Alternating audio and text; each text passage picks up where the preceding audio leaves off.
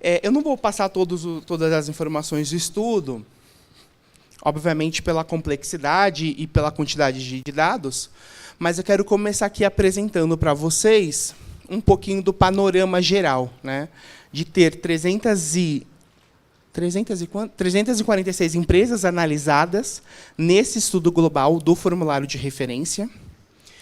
Tem uma leve diminuição ali no número de empresas, mas é muito em decorrência de alguns fechamentos que aconteceram no mercado. Então, se a gente olhar a comparação ano a ano, teve essa redução, mas temos hoje esse número com 54% sendo do novo mercado. Tá?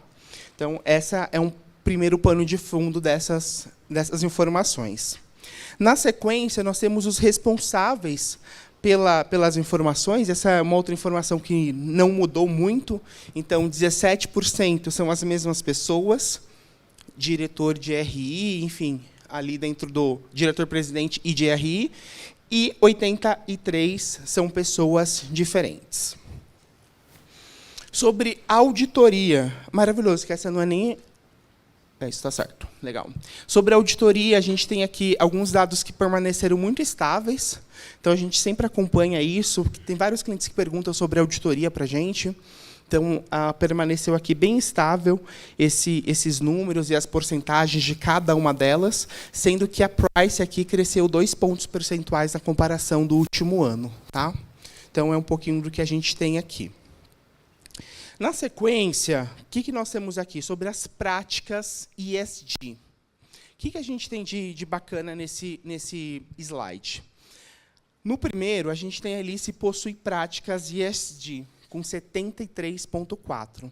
É um número que aumentou bastante na comparação com o último estudo.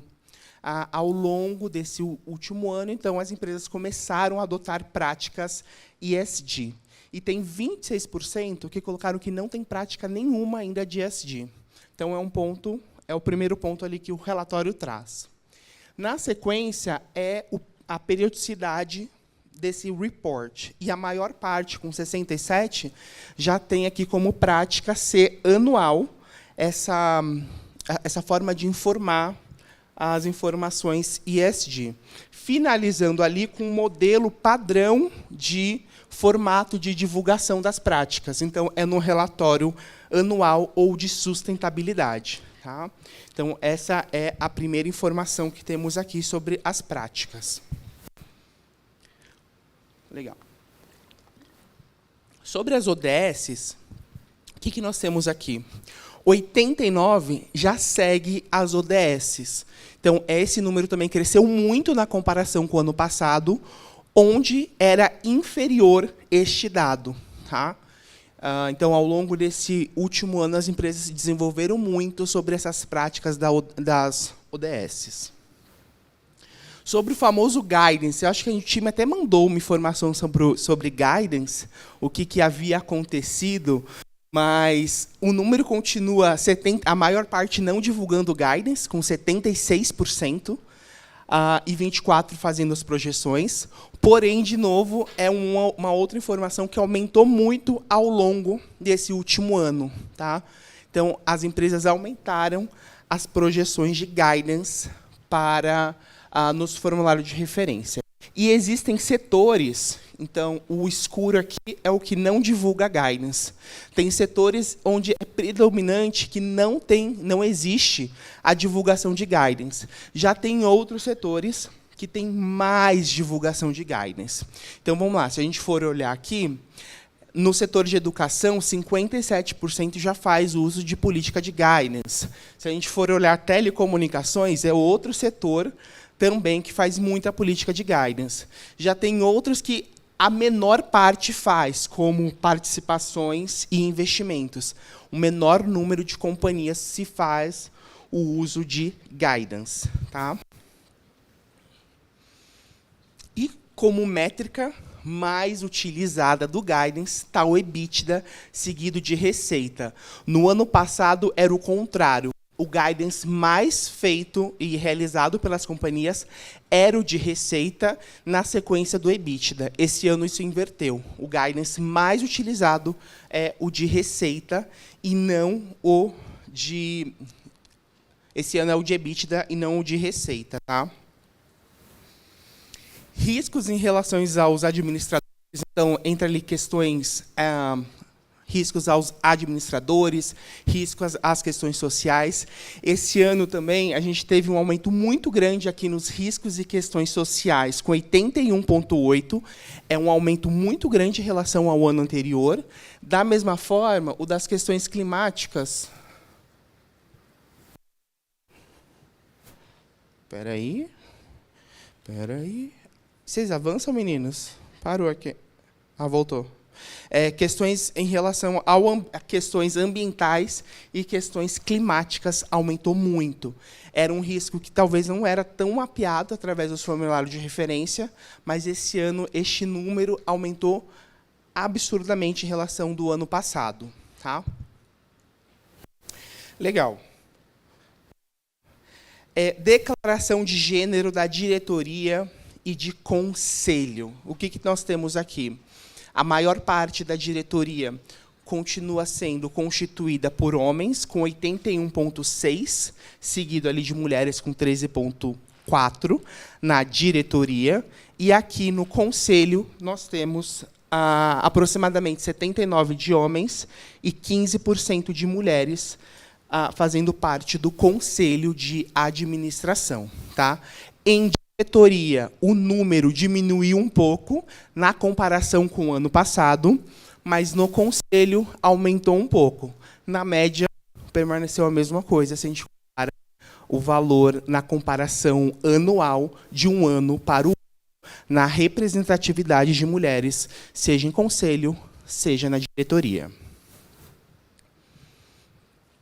Aqui é um pouquinho da quebra que nós temos, olhando cada setores e a participação feminina e a masculina. Tá?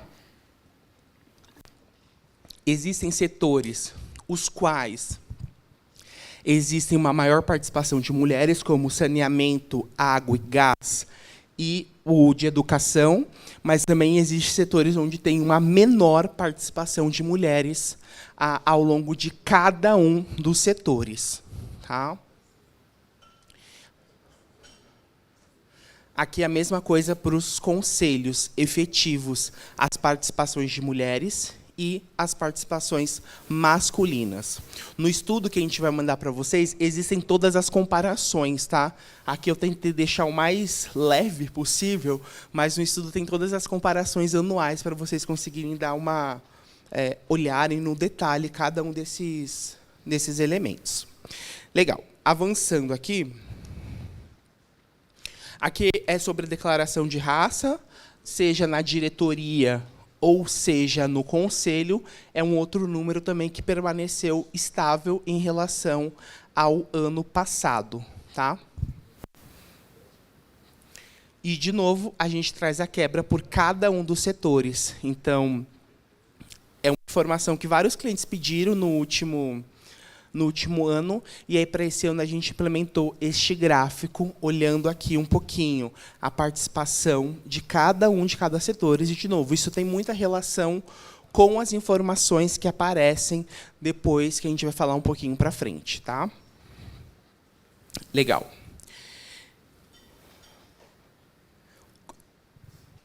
Aqui um pouquinho de conselho fiscal.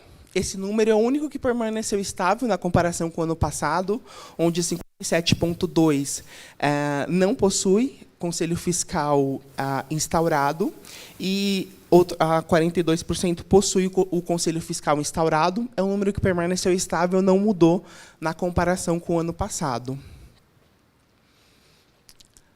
Aqui, sobre a diretoria, o que a gente traz? 3 grandes informações que o formulário de referência tem para a gente. Né? As profissões mais comuns presentes na diretoria. Então, ali a gente tem engenheiros e administradores como as mais comuns. Aqui no meio a gente tem a média de idade. Então, por cada um dos setores separado, então, qual que é a média de idade. E, por fim, aqui, se foi eleito pelo controlador ou não. É uma outra informação que nós temos. Está falhando? Legal. Apenas... Aí eu vou avançar aqui, a gente tem isso quebrado Vou voltar para mostrar para vocês, quando vocês estiverem com o estudo completo, a gente tem essas informações segmentadas, por diretoria, seja por conselho, ou também pelo conselho fiscal. Tá? Média de remuneração, a mesma coisa, a gente temos as informações segmentadas por cada um dos setores. Tá? Então, segmentada por diretoria, conselho e conselho fiscal. Engraçado que, no ano passado, diversas empresas pediram para a gente as informações individuais, porque precisava fazer algum tipo de trabalho interno, então a gente começou a segmentar por cada setor. Então, se algum de vocês quiserem as informações individuais por setor, por favor, entre em contato com o time que a gente manda essa informação segmentada. Tá?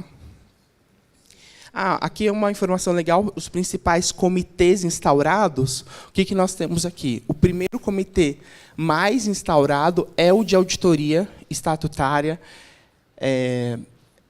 Enfim, e vai seguindo aqui, de não estatutário, comitê fiscal, comitê de remuneração. Esse aqui era bem pouco no ano passado, e subiu, acho que, 3,4 pontos percentuais neste número.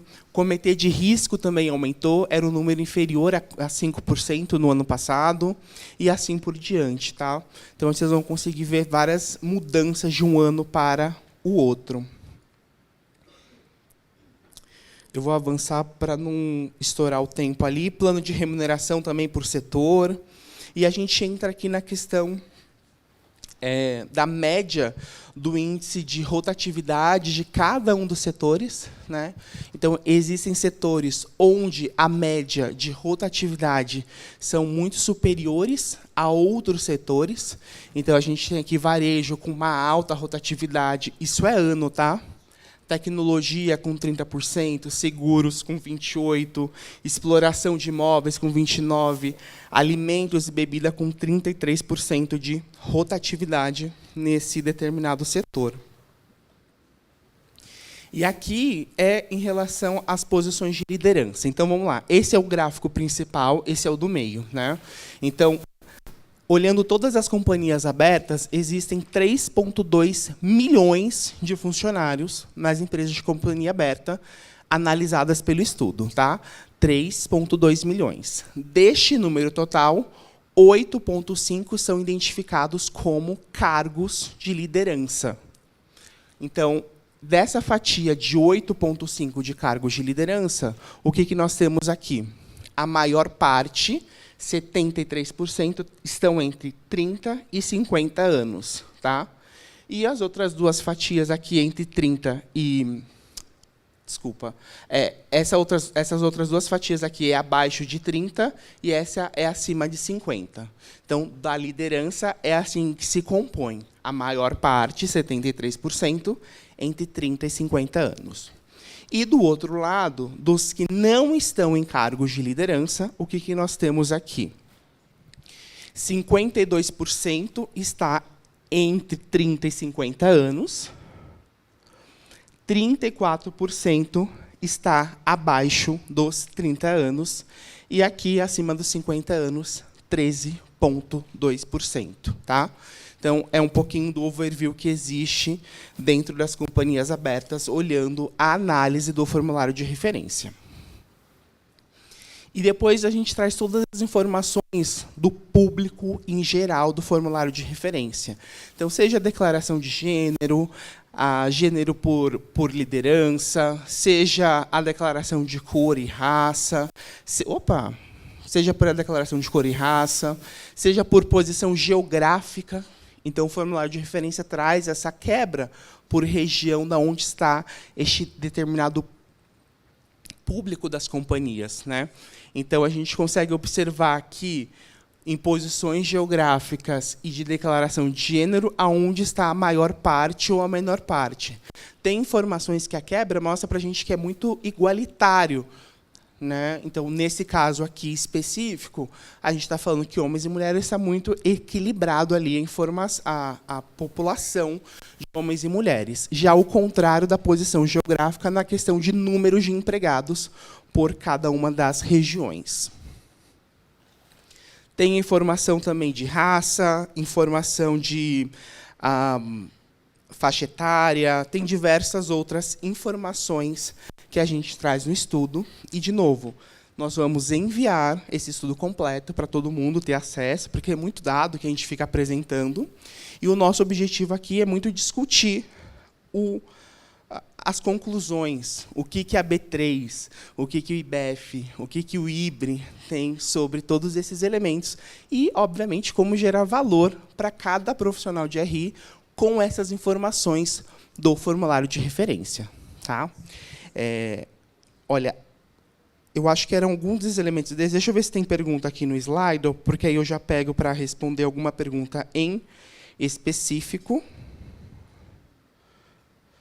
Deixa eu só abrir aqui, pessoal, o slide. De novo, o QR Code está ali em cima da tela. Tá?